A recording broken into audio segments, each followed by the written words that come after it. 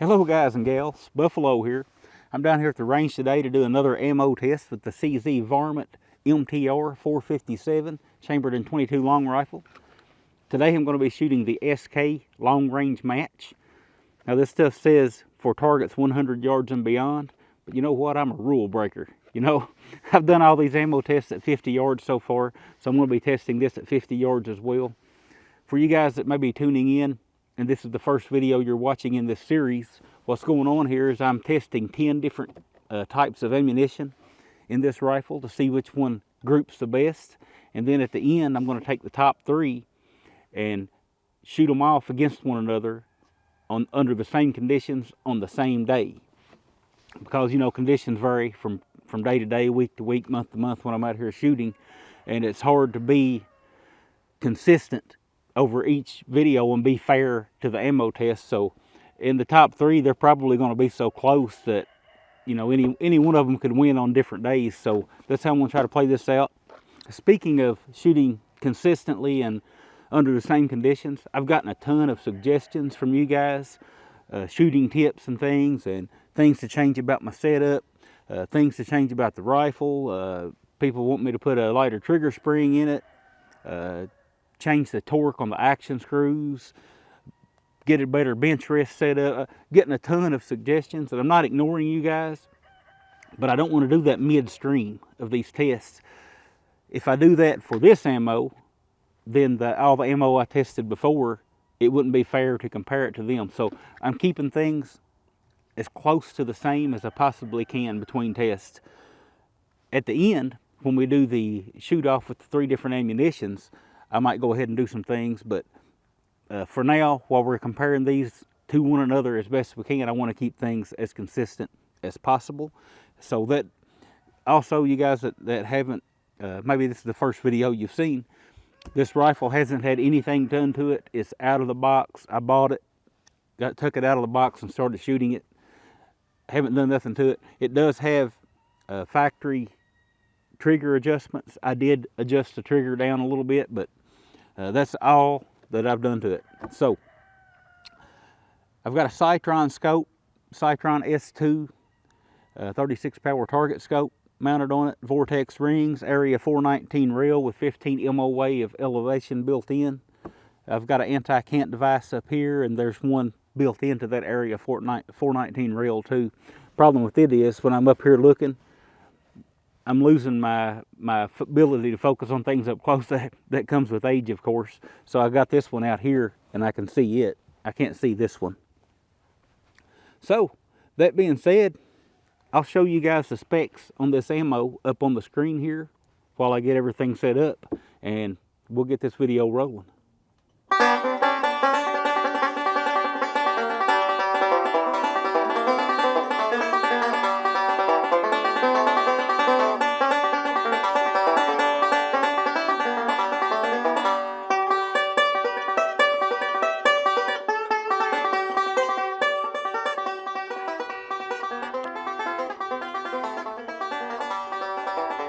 All right, let's get started.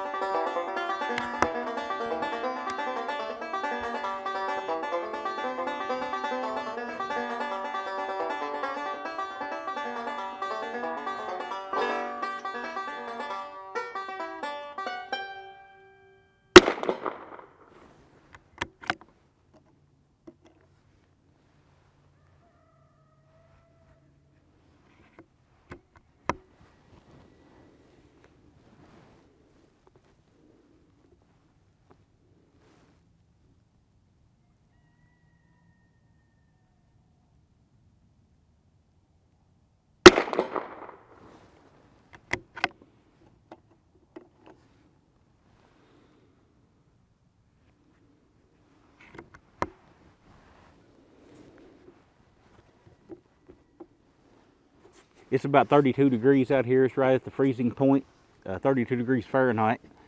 Wind is coming out of the north. It's just 3 to 4 miles an hour. It's not bad. That'll be from my left crossing to my right.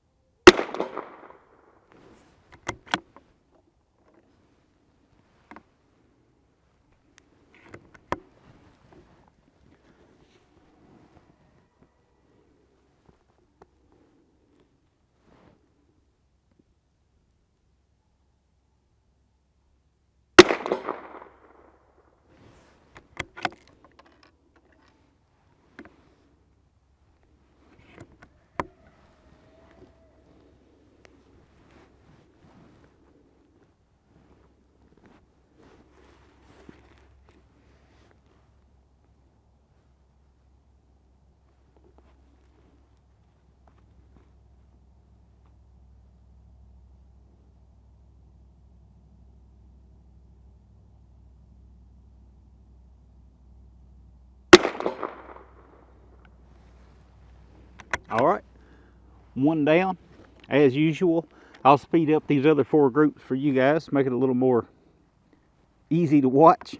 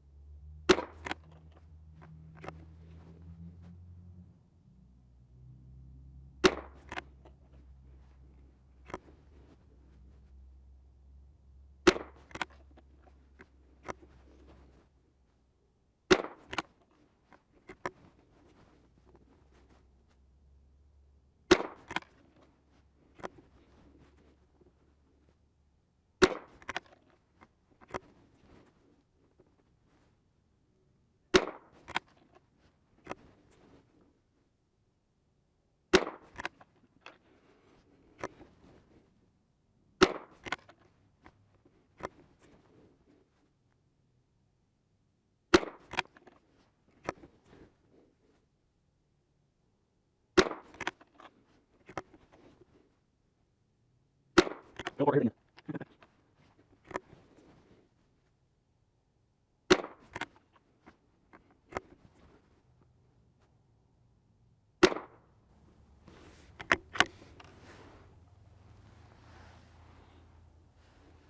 All right, let's go check them out.